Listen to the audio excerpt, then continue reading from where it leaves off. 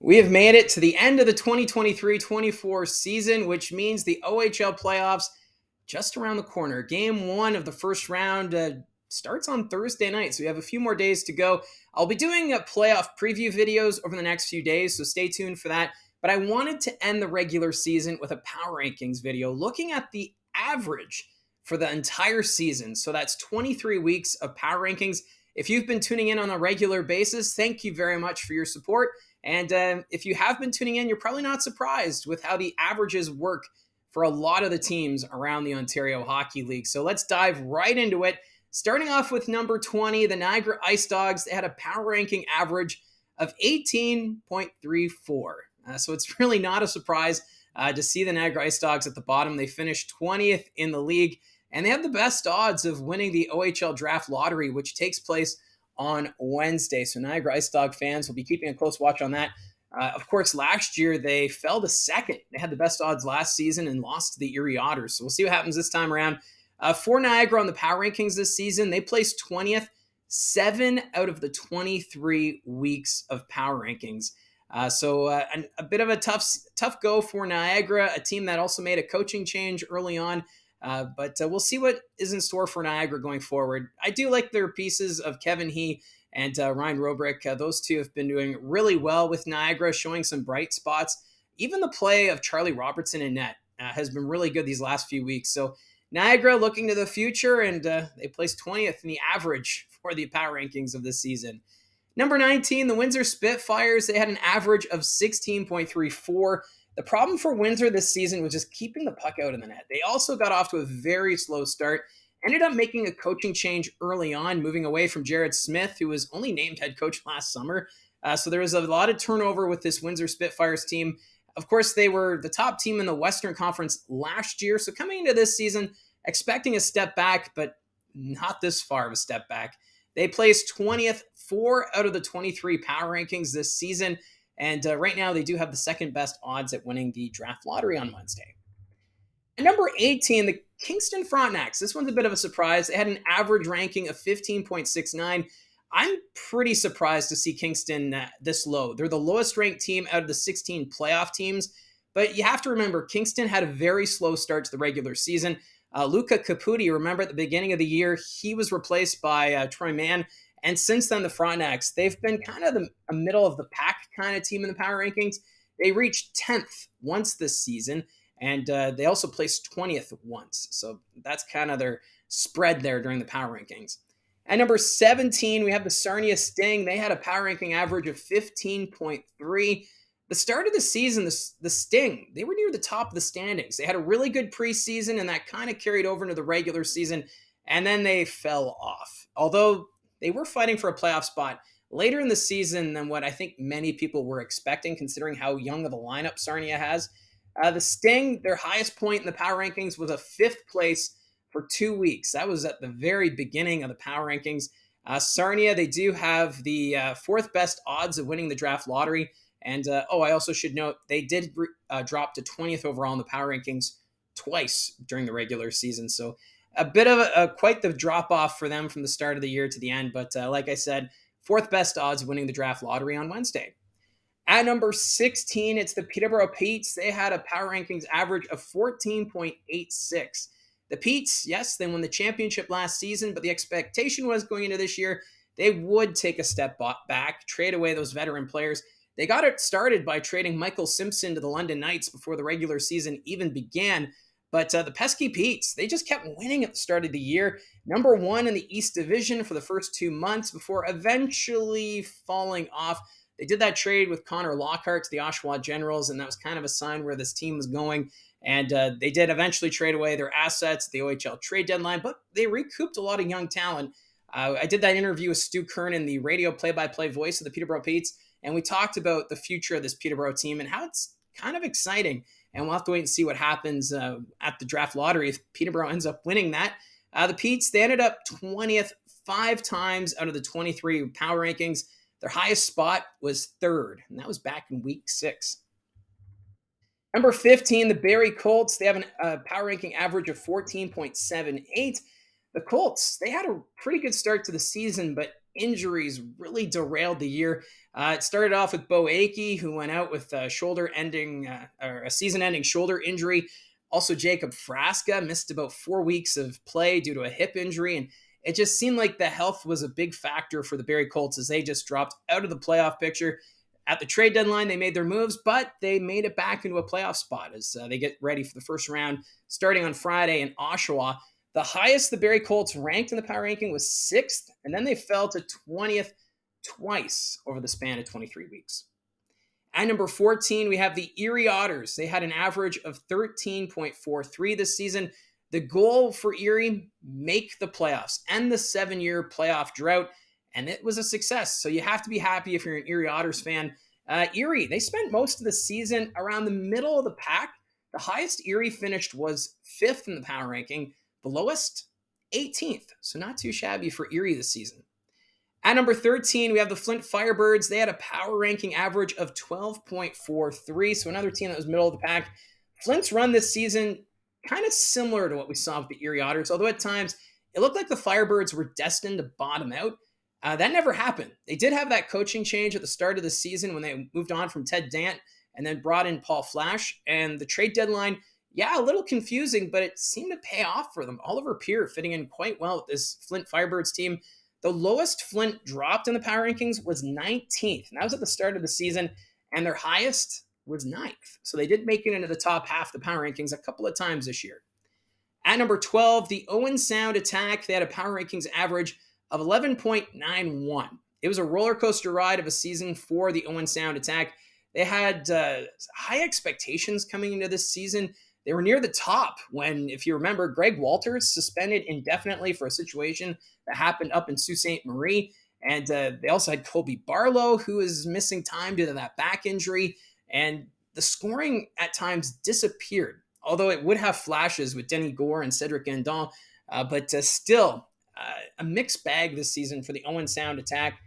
Despite all that, they never went below 16th in the power rankings this year, but they were never higher than 10th all season. So they would get to 10th and then fall back.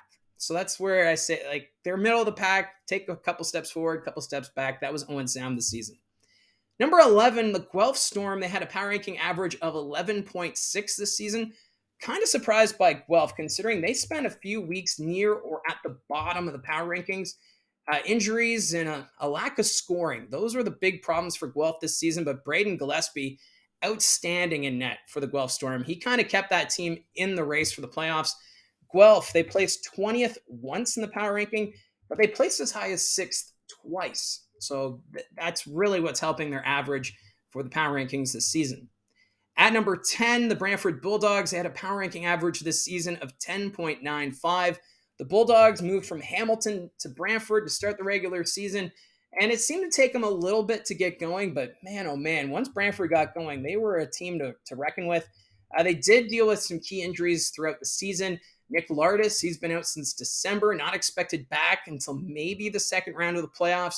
Thomas Homera, who they acquired from Kitchener, he's also expected to miss time into the postseason. So tough stretch right now for Brantford going into the playoffs. The Bulldogs, they did make it all the way up to 5th. That was once near the start of the power rankings, and the lowest they fell was 19th. So Brantford, they started off slow, but they really did pick it up as the season progressed. At number 9, it's the Mississauga Steelheads, a power ranking average of 10.04. Mississauga, a team that appears to be well ahead of schedule. They started the season number 1 for 2 weeks. If you think all the way back to October, Mississauga, they were just dominant right off the hop. But then they started to slip down the power rankings, and that was towards the beginning of November. They started to slide a little bit. Week 13, the Steelheads, they dropped all the way to 18th just for 1 week. And it seemed as though once they hit that spot, Mississauga then started their steady climb back up. And at the end of the year, they were 9th in the power rankings. So things looking up for Mississauga. Number 8, the Ottawa 67s, power ranking average of 7.34. For a team that never placed first in the power ranking, the 67s, very consistent. They only placed outside of the top 10 of the power ranking twice, and both of those times they finished 11th. So that's pretty good for this Ottawa team. They also reached a high of third, and that was a handful of times. So they never one or two in the power rankings. They would get up to the top five and kind of sit there for a few weeks and then dip down a bit. So Ottawa, yeah, a little here and there, and although still a very consistent team as they go into the postseason. Number 7, the Oshawa Generals. They have a power ranking average of 7.34. So it's even with the Ottawa 67s, but I give Oshawa the edge because they placed first in the power rankings for the last 3 weeks. And right now they're on a 12-game winning streak going into the playoffs. The Generals, they started the season slow with injuries, and it just seemed as though they couldn't get things going. And then Callum Ritchie finally came back from injury in November, and the team just started to go from there.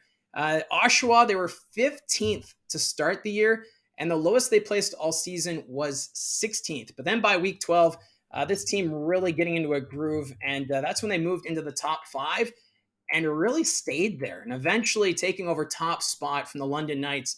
And this team really going to give a run for the West's money, I think, because we've focused all year on London, Saginaw, Sault Ste. Marie, Kitchener, and then Oshawa comes in. They won those games on the road against London and Sault Ste. Marie, and they haven't looked back since. So Oshawa on the average power rankings, 7th, but man, they are a team to watch out for going into the playoffs. At number 6, we have the Sudbury Wolves. They had a power rankings average of 6.39. Despite the ups and downs this season, the Wolves, they found themselves in the top 10 for most of the season when it comes to the power rankings.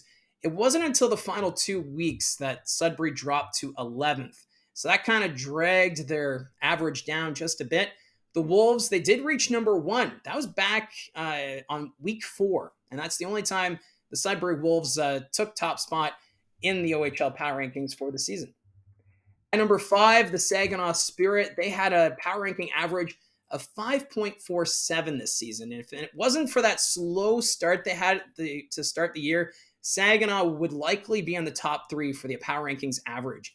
If you remember, if you haven't checked that one out, I did a video at the start of the season during their losing streak comparing their start to past OHL Memorial Cup hosts. It kind of was eerily similar to how Guelph Storm started in 2002, and Guelph in that year, they ended the season strong, and that's what we're seeing right now from the Saginaw Spirit. So it's kind of interesting how similar the Saginaw Spirit of 2024 are of the 2002 Guelph Storm team. So if you haven't checked out that video, you can always look back and just to see the comparisons. But since that video I posted, they pulled off a 10-game winning streak, and they stayed near the top of the power rankings really ever since. The lowest Saginaw fell was 17th in week 3, and then they reached number 1 for 4 weeks in a row, and then just spent most of the time at number 2, right behind the London Knights, who had that long stretch of wins and points. So Saginaw, London, those two have been going back and forth really since that point where Saginaw turned it around. Number 4 on the power ranking average, we have the North Bay Battalion. 5.04 is their average. This rank surprised me a little bit. The Battalion, they've had another great season, resulting in them winning their 3rd consecutive Central Division championship. But with the expectations in Sudbury, the Battalion were kind of lurking in the shadows when it comes to teams in the Eastern Conference. For North Bay, they never fell out of the top 10 in the power rankings all season. Their lowest rank, that was 9th, and they did reach number 1 for 1 week. That was back in week 3. So the North Bay Battalion, a very consistent team. They've been in the top half of the power rankings all season long, and they're a team to look out for in the playoffs as they get set to take on Kingston in the first round. At number 3, the Kitchener Rangers. They had a power ranking average of 4.73. Kitchener, one of the biggest surprises to start the regular season.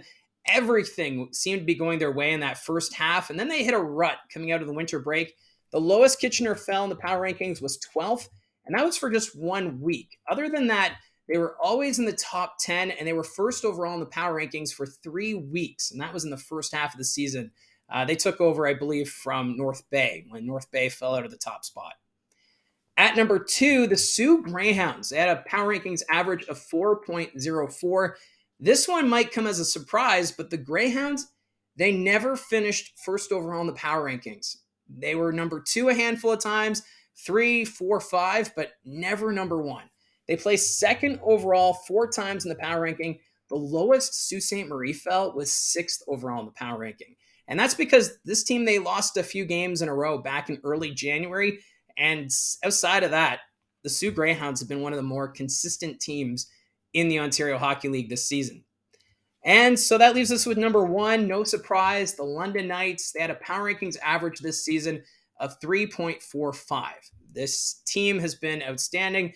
They won the Hamilton Spectator Trophy with the best record in the Ontario Hockey League for the regular season, and they're going to have the home ice advantage throughout the playoffs. So Dale Hunter and company getting the job done, and no surprise, they have the best average when it comes to the power rankings on the channel.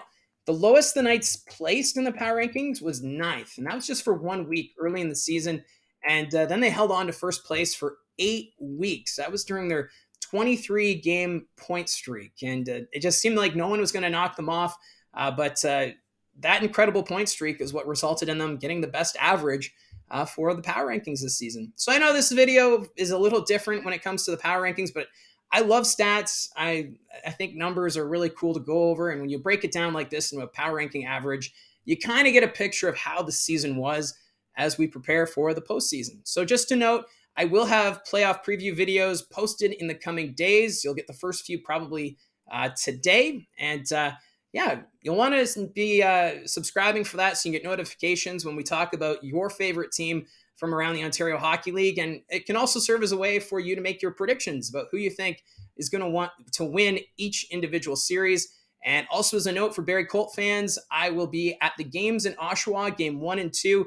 I'll be bringing game recaps and just coverage in regards to how the playoffs go for the Barrie Colts. But it's going to be a very tough series against the Oshawa Generals, and look forward to that playoff preview breakdown coming up in the next couple days. So again, thank you very much for tuning in. Let me know in the comments section down below what team surprised you the most this season, and what are you looking forward to with the postseason coming up in a couple of days. Thank you again for tuning in. Don't forget to hit like and subscribe, and we'll talk to you again soon.